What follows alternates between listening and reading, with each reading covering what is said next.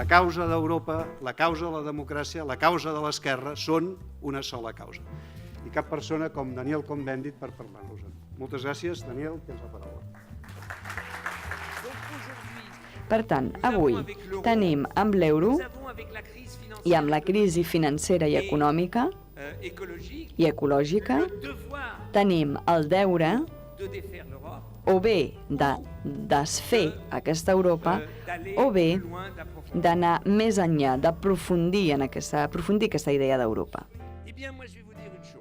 Jo us diré una cosa, d'aquí 30 anys cap estat europeu no formarà part del G8.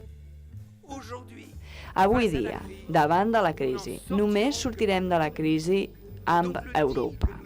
Per tant, el tracte que hem de signar amb la societat alemanya és el següent, i és dir-los, molt bé, ja teniu el vostre paquet fiscal, però si aquest paquet fiscal només és per fer austeritat que ofega l'economia europea, nosaltres ens encaminem cap a la catàstrofe política i no només econòmica. És una situació d'estira i arronsa. Nosaltres diem sí al paquet fiscal i vosaltres heu de dir sí al creixement econòmic. Jo us dic francament, estic a favor d'un pressupost europeu que d'aquí 5-6 anys arribi ràpidament, però això és un problema polític, que hauria d'arribar al 5% del PIB europeu. L'Europa dels estats-nació no funciona. I cal lluitar perquè hi hagi una Europa transnacional, una federació europea. Això ens costarà anys i torno al punt de partida.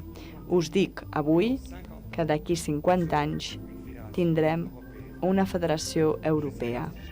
No sé si encara seré aquí per dir que bé, fantàstic, però almenys els nostres fills i filles podran construir i viure en aquesta federació europea. Moltes gràcies.